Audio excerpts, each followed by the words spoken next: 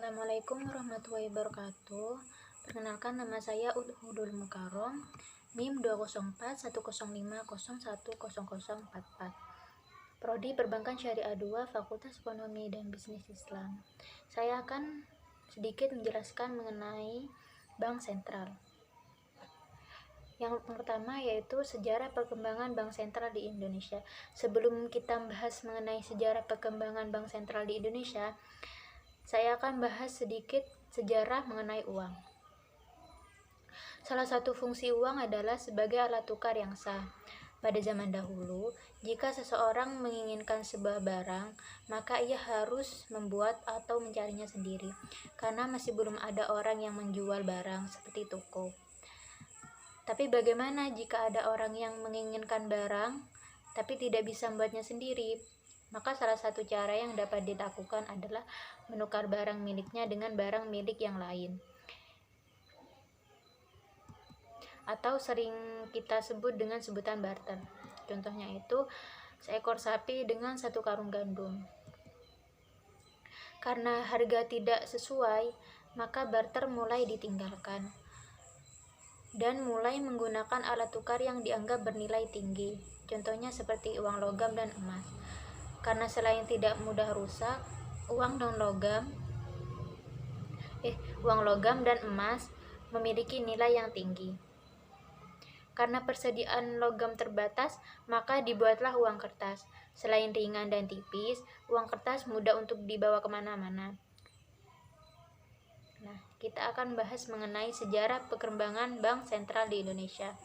Sejarah Bank Sentral tidak terlepas dari sejarah dikenalnya sistem uang sebagai alat tukar dalam perdagangan dan perekonomian suatu negara, di mana pada zaman dahulu alat tukar yang digunakan adalah berupa uang yang memang memiliki nilai intrinsik, biasanya berupa uang logam, emas, perak, perunggu, dan lain-lain, yang memiliki nilai intrinsik yang sama terhadap nilai dari uang logam tersebut.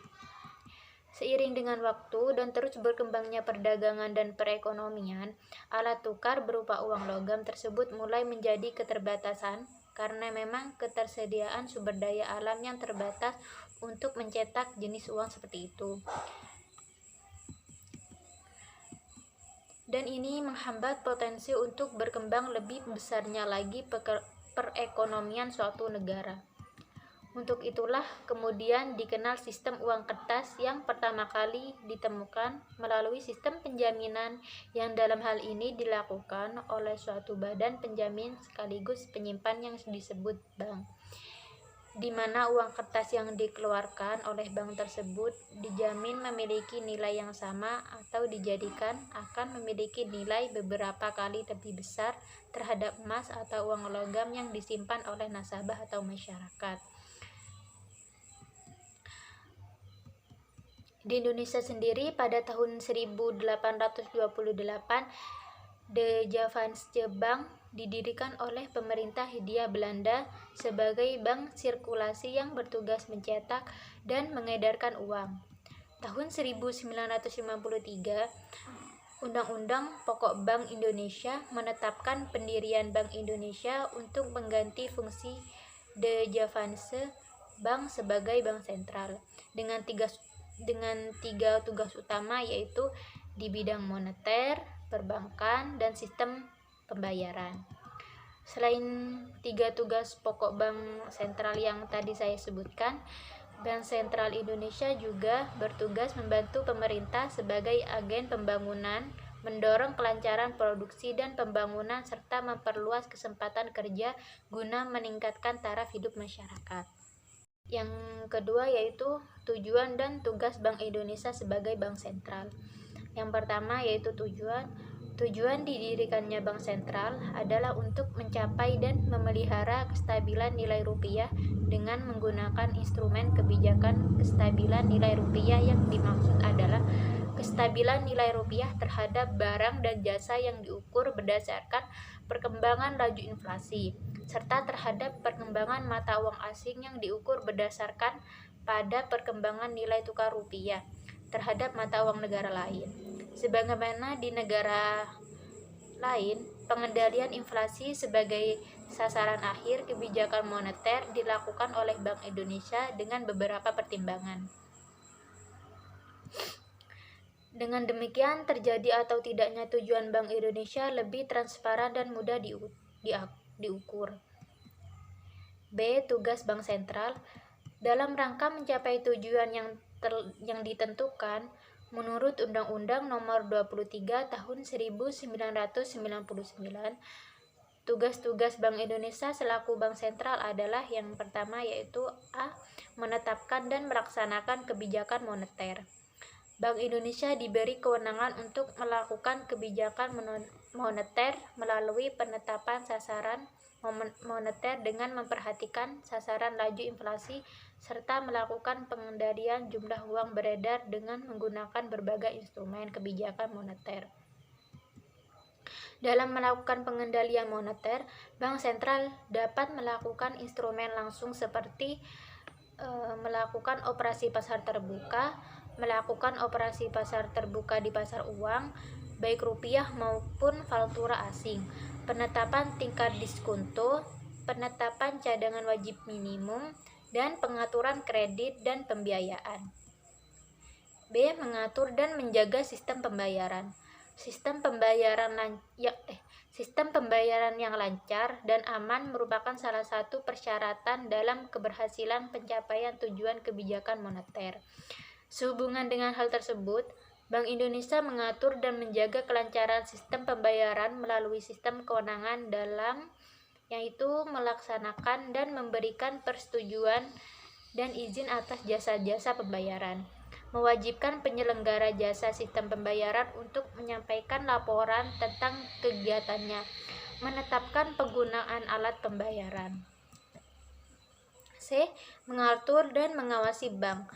Tugas mengatur dan mengawasi bank merupakan salah satu tugas yang penting, khususnya dalam menciptakan sistem pembayaran yang sehat, yang pada akhirnya dapat mendorong efektivitas kebijakan moneter, agar pelaksanaan pengawasan peraturan perbankan dapat berjalan efektif.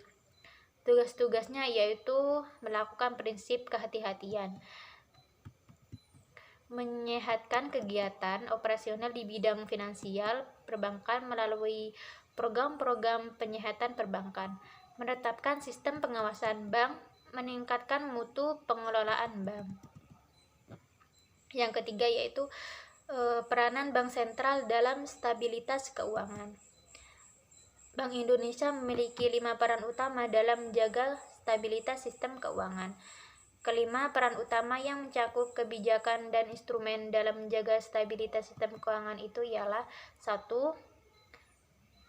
Bank Indonesia memiliki tugas untuk menjaga stabilitas moneter melalui instrumen suku bunga dalam operasi pasar terbuka. Bank Indonesia dituntut untuk mampu menetapkan kebijakan moneter serta tepat dan berimbang. Hal ini dikarenakan gangguan stabilitas moneter memiliki dampak langsung terhadap berbagai aspek ekonomi. Oleh karena itu, untuk menciptakan stabilitas moneter, Bank Indonesia telah menerapkan suatu kebijakan yang disebut Inflation Targeting Framework. 2.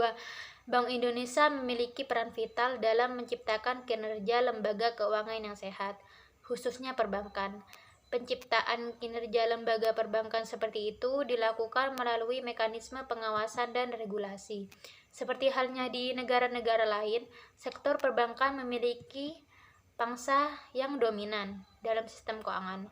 Oleh sebab itu, kegiatan di sektor ini dapat menimbulkan ketidakstabilan keuangan dan mengganggu perekonomian.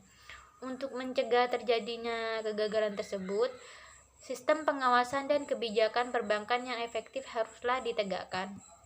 Selain itu juga, disiplin pasar melalui kewenangan dalam pengawasan dan pembuatan kebijakan serta penggerakan hukum harus dijalankan. 3. Bank Indonesia memiliki kewenangan untuk mengatur dan menjaga kelancaran sistem pembayaran. Bank Indonesia mengembangkan mekanisme dan pengaturan untuk mengurangi resiko dalam sistem pembayaran yang cenderung semakin meningkat, yaitu dengan menerapkan sistem pembayaran yang bersifat real time yang tepat. Real time yang dapat lebih meningkatkan keamanan dan kecepatan sistem pembayaran. 4. Melalui fungsinya dalam riset dan pemantauan, Bank Indonesia dapat memonitor kerentanan sektor keuangan dan mendeteksi potensi kejatuhan yang berdampak pada stabilitas sistem keuangan. 5. Bank Indonesia memiliki fungsi sebagai jaring pengamanan sistem keuangan melalui fungsi bank sentral sebagai Lender of the Last Resort atau LOR. Fungsi LOR merupakan peran tradisional Bank Indonesia sebagai bank sentral dalam mengelola krisis guna menghindari terjadinya kestabilan sistem keuangan. Fungsi ini hanya diberikan kepada bank yang menghadapi masalah likuiditas dan berpotensi memicu terjadinya krisis yang bersifat sistemik.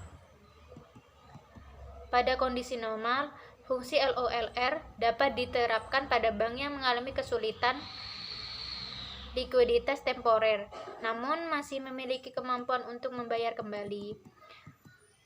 4. Hubungan bank sentral dengan pemerintah dan lembaga keuangan lainnya. Yang pertama A, yaitu hubungan Bank Indonesia dengan pemerintah. Secara umum, hubungan yang terjalin antara Bank Indonesia dengan pemerintah sebagai berikut, yaitu Bank Indonesia ditunjuk sebagai pemegang kas pemerintah. Bank penyelenggara pemerintahan uang untuk pemerintah di atas Bank Indonesia ditunjuk sebagai pemegang kas pemerintahan. Bank penyelenggaraan pemindahan uang untuk pemerintah di atas kantor-kantor di seluruh wilayah Indonesia.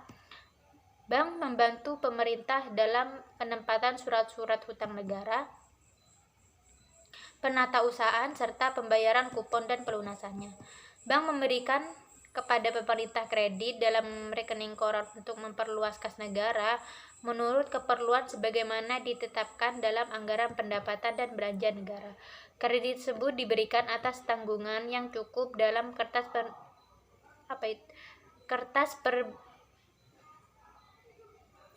pendanaan negara yang pengeluaran dan pengendaliannya diizinkan berdasarkan undang-undang. Bank membantu menetapkan surat-surat hutang negara untuk membiayai APBN yang pengeluarannya diatur berdasarkan undang-undang, dan bank dapat memberi sendiri surat-surat hutang tersebut. B. Hubungan Bank Indonesia dalam dunia internasional. Bank Indonesia juga menjalin hubungan kerja dengan lembaga-lembaga internasional. Hal ini diperlukan untuk menunjang kelancaran tugas Bank Indonesia maupun pemerintah yang berhubungan dengan ekonomi, moneter, dan perbankan.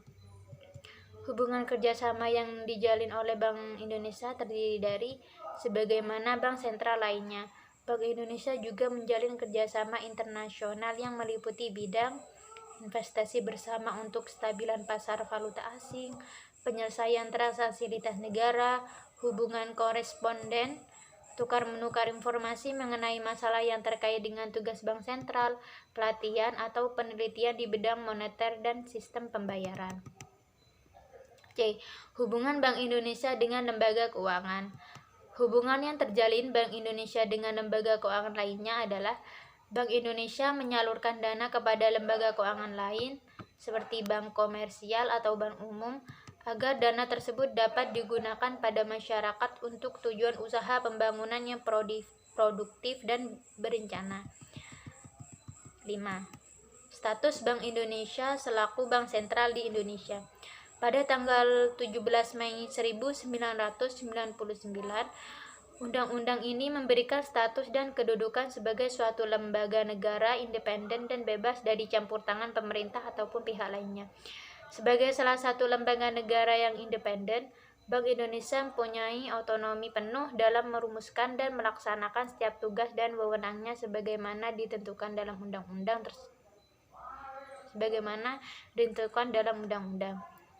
Pihak luar tidak diperkenankan mencampuri pelaksanakan tugas Bank Indonesia.